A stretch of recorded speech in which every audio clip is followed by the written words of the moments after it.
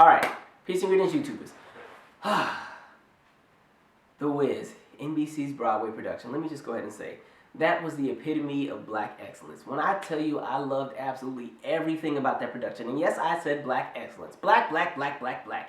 Yes, black, okay? I know y'all, some of y'all want to do the overall American, all actors matter, all productions matter. Okay, beautiful for y'all who want to be in that la la land, but dang it, it's okay to feel empowered within yourself, within the culture that you are saturated in because of the demographic that you come from. So if y'all got a problem with black people feeling good about being black today, that's the problem now. Y'all got to be whatever y'all want to be all the damn time. As soon as we get a little something, y'all feel like y'all done lost something, and it's World War III. Because clearly I saw that with all the rage and fuming, just fumes, lots of fumes that came out when people found out that this was going to be an all-black cast, because a lot of people didn't freaking know that The Wiz was a 1975 Broadway play and a 1978 movie. They thought this was just straight a rip-off from the 1939 film being brought to NBC and that white people were excluded. And y'all made this all about y'all and wanted to be victims because a couple black people got together to sing and dance on TV.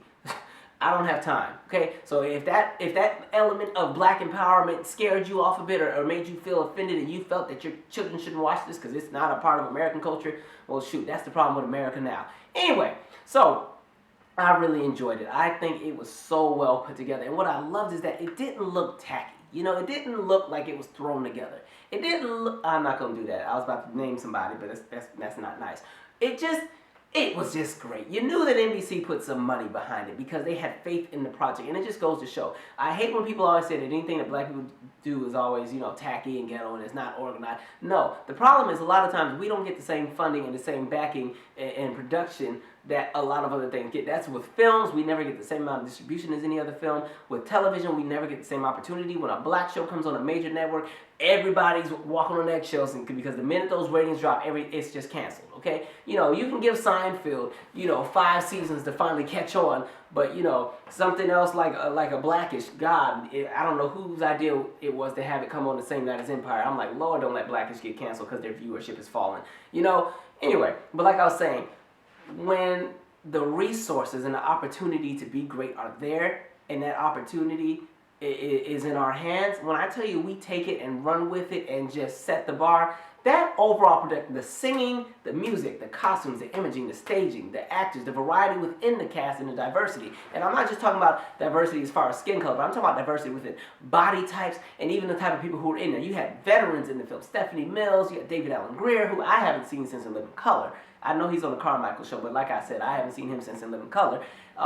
Did he not look like George Clinton from Parliament and the Funkadelics? Anyway, I mean, you had Queen Latifah, Mary J. Blige, you had a lot of up-and-coming actors who I've never heard of before, lots of Broadway actors. Like, it was just so good to have so many people of different body types. I like that Dorothy wasn't some size 0 twig walking around. They had a girl who had a little bit of extra character in her body type, leading the way. Like, I think that was excellent. I loved the costumes. You have Fatima Robinson as the head choreographer. I can't think of the costume designer's name, but it's this black guy. I just love the fact that it just was so well put together. And I really love the fact that there were so many black kids watching that, and they got to see an image of themselves in a positive light. And not just a positive light, but a light where the arts are incorporated. Because, the arts are not in the schools anymore like they used to be, but the arts are so important for development. They're so important for people to feel liberated and feel that they can express themselves. I was so just happy that was out there. And I'm happy that even the little white kids got to watch it too. Because hell, they need to see some other imaging about black people other than Mona Scott Productions on VH1.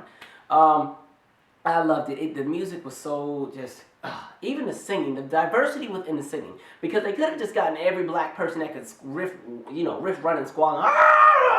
No, they went and got a little bit of everything. So the actress that played Dorothy, even though she was not a powerhouse Jasmine Sullivan, Jennifer Hudson, Fantasia type singer, she had a well-rounded voice that was universal for Broadway, so she could kind of sing a little bit of anything and everything.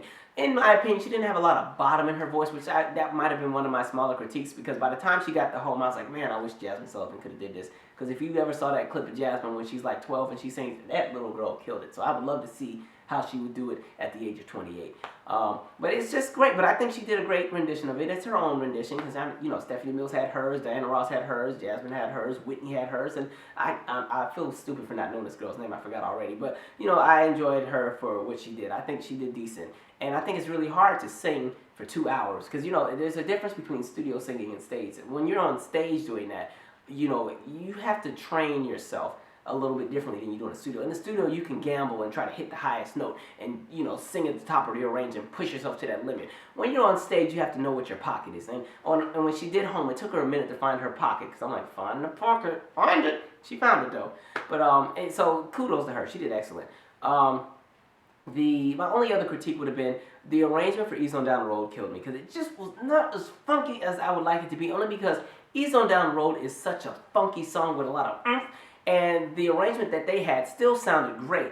And there were lots of brass instruments, but I think there needed to be a few more bass lines or something. Something was missing. It just wasn't as funky. And it was very Christian centered. That's going to be my church joke, okay? It wasn't very Baptist, AME, Kojic, Pentecostal as far as the oomph to it. It was very Christian centered, You get out, the big giant churches, and they have the words on the screen, and the guy comes out with the guitar, and it was that kind of Ease on Down the Road. And I'm like, no, come on, y'all. But other than that, I enjoyed it. The music was great. Costumes were just off the chain. Like, y'all, Emmys for everybody. I want Emmy Awards. Just you put them in a helicopter and just drop them over LA or New York, wherever they film that thing, and just drop it over the whole city. Okay, that's how good it was. It just was so, I think they did a great job of combining elements of both the play and the movie. And it just, come on, y'all. I can't even get my words out. It was just that good. I felt so good watching that. I was already in my feelings all day about some other nonsense, and that just eased everything. It was just that smooth. Neil did great. Excellent live singing. The guy who was the Lion, I can't think of his name. I just know that he was from The Butler. He was the brother to Marcus. Excellent live singer. Somebody give that boy a record deal. Like that, sing. You better sing. That's all I had to say. Queen Latifah did her thing. Mary J. Blige was excellent. She was fun to watch.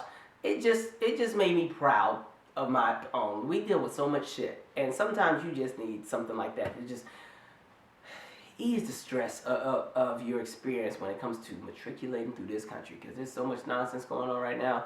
So that I think that was something that was empowering. And like I said, if y'all had a problem because it was all black cast, that ain't my fault. That's something you need to work out within yourself, because the experience of a black person when we turn on TV is nothing but y'all on every channel anyway. So okay, you got a little taste of your own medicine today. You will live, okay? Besides, remember, we're all Americans, so it shouldn't have killed you to see some Americans on TV, right? Keep America American.